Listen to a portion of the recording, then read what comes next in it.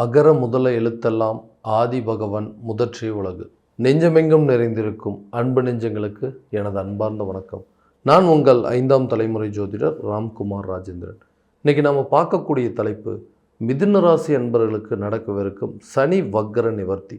சுமார் 139 நாட்களுக்கு நடைபெறவிருக்கும் இந்த சனி வக்ர நிவர்த்தி ஜூன் 30ஆம் தேதி முதல் நவம்பர் 15ஆம் தேதி 2024 வரை சுமார் 4.5 மாத காலம் நடைபெறவிருக்கும் இந்த சனி வக்ர நிவர்த்திங்க. மிதுன ராசி அன்பர்களுக்கு 9ஆம் இடமான பாக்கியஸ்தானத்தில் நடைபெறவிருக்குங்க. ஸோ இந்த சனி கும்பத்தில் பயணம் செய்யும் இந்த சனியால் இதுவரை அதாவது சிலருக்கு இருந்து வந்த சாதகமற்ற சூழ்நிலைகள் மாறி அவர்களுக்கு சாத்தியமான, அதாவது அவர்களுக்கு ஃபேவரான சில சூழ்நிலைகள் அப்படிங்கிறது, அதாவது நல்ல பலனை கொடுக்கக்கூடிய ஒரு யோகமாக தான் இந்த சனி வக்ர நிவர்த்தி அப்படிங்கிறது கொடுக்குவோம். இது வரைக்கும் நம்மளுக்கு நிறைய கெட்ட பலன்கள் கெடுதல்கள் கொடுத்துட்டு யாருக்கெல்லாம் கொடுத்துட்டு இருந்ததோ அவங்களுக்கு ஒரு நல்ல சுப நிகழ்வுகளாக நல்ல பலனை கொடுக்கக்கூடிய அமைப்பாக இருக்க போதுங்க இந்த சனி வக்ர நிவர்த்தி. ஸோ இந்த மிதுன ராசி அன்பர்களுக்கு எந்த விதமான அற்புதங்கள் மற்றும் சிறப்புகள் கொடுக்க போகுது அப்படிங்கிறதையும் தெளிவாகவும் துல்லியமாகவும் இந்த காணொலியில் பார்க்கலாங்க. நம்ம சேனலை ஃபஸ்ட் டைம் பார்க்குறவங்களா இருந்தால் சப்ஸ்கிரைப் பண்ணிக்கோங்க, பெல் பட்டனை கிளிக் பண்ணி ஆல் அப்படிங்கிற ஆப்ஷன் கொடுத்துக்கோங்க. ஸோ மிதுன ராசி அன்பர்கள் புதன் பகவானை அதிபதியாக கொண்டவர்கள். ஸோ எல்லா விஷயத்தையுமே தெளிவாகவும் துல்லியமாக பிளான் பண்ணி செய்யக்கூடிய ஒரு நபர்கள் அப்படின்னே சொல்லாங்க. ஸோ தான் ஒரு விஷயத்தை செயல்படுத்தணும் அப்படின்னு நினச்சா எந்த விதத்துலேயும் அதில் ஒரு மாற்றமோ இல்லை தடுமாற்றமோ இல்லை தவறுகளோ நடந்துடக்கூடாது அப்படின்னு சொல்லி பார்த்து செய்யக்கூடிய ஒரு நபர்கள் அப்படின்னு சொல்லலாம். புத்திக்காரகன் என்று சொல்லக்கூடிய புதன் பகவானை அதிபதியாக கொண்டவர்கள். ஆனால் எல்லாத்தையும் நல்லா தாங்க யோசிச்சுட்ருக்கான். ஆனால் ஏன் எனக்கு இந்த மாதிரி ஒரு நிலை அப்படிங்கிறது ஏற்படுத்திகிட்ருக்கு? நான் எடுக்கக்கூடிய முடிவுகள் எல்லாம் நல்லா தான் யோசித்து எடுக்கிறேன், ஆனால் அந்த முடிவுகளில் எல்லாம் தவறாக போய் நிற்கக்கூடிய சூழல். யாருக்காக கஷ்டப்படுறோமோ, யாருக்காக இந்த மாதிரி கஷ்டப்பட்டு இந்த மாதிரி முயற்சிகள்லாம் எடுக்கிறோமோ அவங்களே நம்மளை புரிஞ்சிக்கலையே அப்படின்னு சொல்லக்கூடிய அளவுக்கு சூழல் உங்களுக்கு சாதகமற்ற நிலையாக மாறிடுச்சு. கட்டுன மனைவியும் நம்மளை சரியாக நம்பலைங்க, பெத்த பிள்ளைகளும் நம்மளை நம்பலை. ஏன்னா அவங்களுக்காக தான் இவ்வளோ விஷயங்கள் நம்ம கஷ்டப்பட்டுட்ருக்கோம், அவங்களே நம்மளை புரிஞ்சிக்கல அப்படின்னு சொன்னால் வேறு யாரும் தான் நம்மளை புரிஞ்சிக்குவாங்க அப்படின்னு சொல்லக்கூடியது. அதே போல் உடன் பிறந்தவர்கள் நம்மளை நிறைய விஷயத்தில் ஏமாற்றங்கள் அப்படிங்கிறது கொடுத்துருப்பாங்க.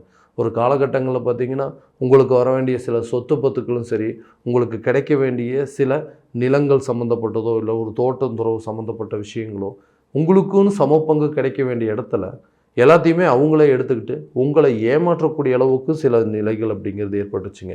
ஸோ யார் மேலே ரொம்ப பிரியமாக இருந்தீங்களோ, ஒரு காதல் சம்மந்தப்பட்ட சில விஷயங்கள் கூட நம்ம இவங்களுக்காக தான் நம்ம இவ்வளோ விஷயங்கள் பண்ணிகிட்ருக்குறோம், இவங்களுக்காக தான் நம்ம வாழ்ந்துட்டுருக்குறோம், ஆனால் இவங்களே நம்மளை புரிஞ்சிக்கலையே, வேறு யார் தான் நம்மளை புரிஞ்சுக்குவாங்க அப்படிங்கிற அளவுக்கு, ஏன் நம்மளை பற்றி அவங்க என்றைக்குமே கடைசி வரைக்குமே இதே நிலை தான் இருக்குமா, நம்மளை பற்றி அவங்க கொஞ்சம் கூட யோசிக்க மாட்டாங்களா அப்படிங்கிற ஒரு சில சூழ்நிலைகள் அப்படிங்கிறது உருவாச்சு.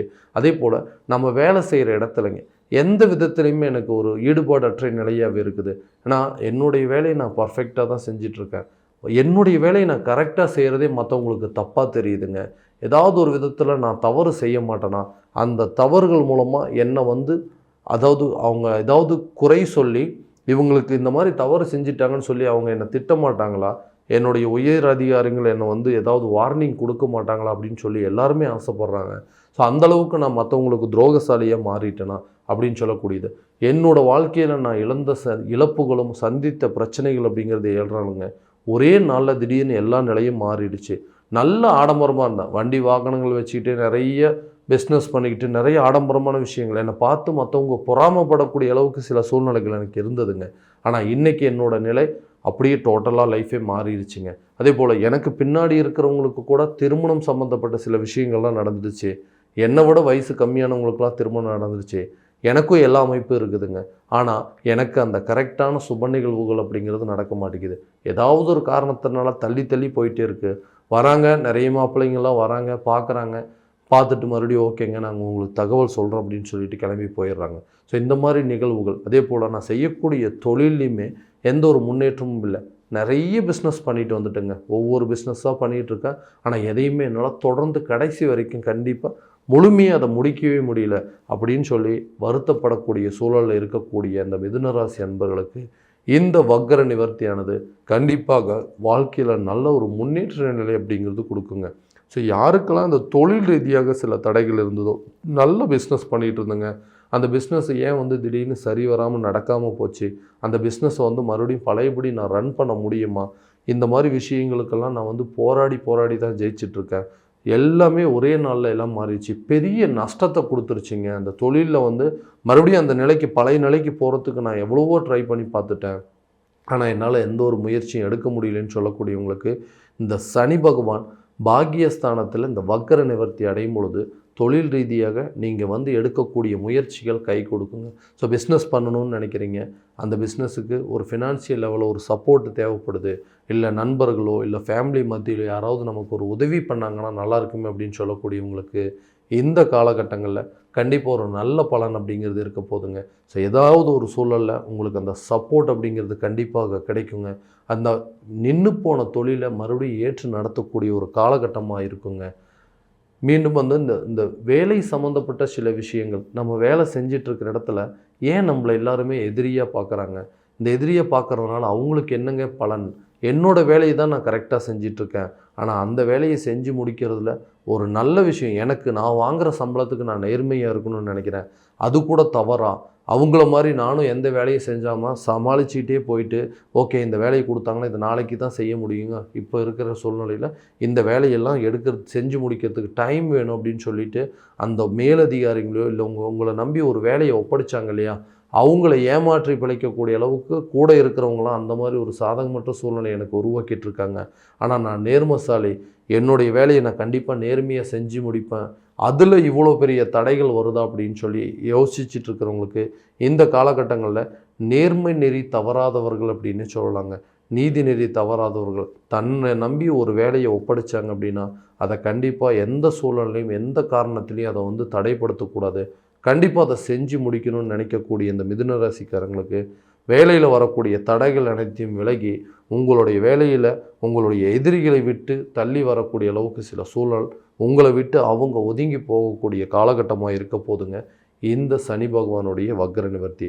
அதே போலங்க இந்த நிறைய லாசஸ் அப்படிங்கிறது இருந்துச்சுன்னு சொன்னால், இதனால் எனக்கு வந்து கடன் தொல்லைகள் அதிகமாக இருக்குன்னு சொல்லக்கூடிய நபர்களுக்கு ஏதாவது ஒரு கால சூழ்நிலையில் உங்களுடைய நல்ல மனசுக்கு ஏதாவது ஒரு காலகட்டங்களில் யாருக்காவது உதவி பண்ணியிருப்பீங்க, அந்த உதவியானது கண்டிப்பாக இந்த காலகட்டங்களில் உங்களுக்கு கண்டிப்பாக இருக்கும். நான் ஒன்றுமே இல்லாத காலத்தில் எனக்கு நிறைய கொடுத்து சப்போர்ட் பண்ணிங்க, ஆனால் இன்றைக்கி உங்கள் நிலையை தெரிஞ்சுக்கிட்டு நான் வந்து அந்த உதவி அப்படிங்கிறது செய்கிறேன்னு சொல்லக்கூடிய ஒரு தருணமாக இருக்க போது இந்த சனி பகவானுடைய வக்ர நிவர்த்தி. அதே போல் இந்த திருமணம் நடக்கலைங்க, நிறைய பேர் வந்து பார்த்துட்டு போயிட்டாங்க, இந்த திருமண யோகம் அப்படிங்கிறது எனக்கு இல்லாமல் இருக்குது, பார்க்குறாங்க மறுபடியும் தகவல் கொடுக்குறேன்னு சொல்கிறாங்க, நிறைய வெளிநாட்டு மாப்பிள்ளைகளும் வந்ததுங்க, வெளியூர்லேருந்து நிறைய மாப்பிள்ளைகள்லாம் வந்தாங்க, ஆனால் அந்த திருமண யோகம் அப்படிங்கிறது தள்ளி போயிட்டே இருக்குன்னு சொல்லக்கூடியவங்களுக்கு இந்த 139 நாட்களுக்கு நடக்கவிருக்கும் சனி பகவானுடைய இந்த வக்ர நிகழ்வானது கண்டிப்பாக ஒரு யோக காலமாக இருக்க போது. அதே போல் இந்த குழந்தை பாக்கியம் இல்லாத தம்பதியினருக்கு குழந்தை பாக்கியம் பெற்றெடுக்கக்கூடிய ஒரு நல்ல செய்தி அப்படிங்கிறது கண்டிப்பாக உங்களை வந்து சேருங்க. நீங்கள் மருத்துவம் ரீதியாக எடுக்கக்கூடிய முயற்சிகள் உங்களுக்கு சக்ஸஸான ஒரு சூழல் அப்படிங்கிறது ஏற்படுத்தும். மருத்துவர் மூலமாக உங்களுக்கு ஒரு நல்ல தகவல்கள் வந்து சேரும்.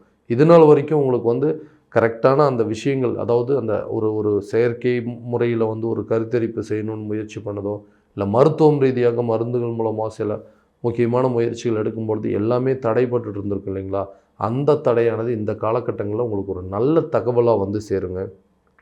இந்த சொத்து பத்துக்கள் வாங்கக்கூடிய யோகம், பூர்வீக சொத்துக்களில் இருக்கக்கூடிய பிரச்சனைகள் அப்படிங்கிறதுலாம் கண்டிப்பாக தீரும். உங்களை ஏமாற்றிட்டு வாங்கின சொத்துக்கள்லாம் உங்கள்கிட்ட திரும்ப வந்து உங்கள் கைக்கு சேரக்கூடிய அளவுக்கு ஒரு வாய்ப்பாக இருக்க போதுங்க இந்த சனி வக்ர நிவர்த்தி. ஏதாவது ஒரு சூழ்நிலையில் உங்களை ஏமாத்துறதை நினச்சி அவங்க காலத்துக்கும் வருத்தப்படக்கூடிய காலகட்டமாக இருக்கும். நம்ம தெரியாமல் இப்போ அண்ணனை ஏமாற்றிட்டோமே, ஒரு தம்பியை ஏமாற்றிட்டோமே, ஒரு கூட பிறந்தவங்களை ஏமாற்றிட்டு அந்த சொத்து பத்துக்களை நம்ம அபகரிச்சிட்டோமேன்னு சொல்லிட்டு அந்த குற்ற உணர்வானது காலத்துக்கு அவங்களுக்கு இருந்த அது உங்களுக்கு சேர வேண்டிய சொத்து பத்துக்களை கண்டிப்பாக உங்கள் கையில் கொண்டு வந்து சேர்த்துருவாங்க.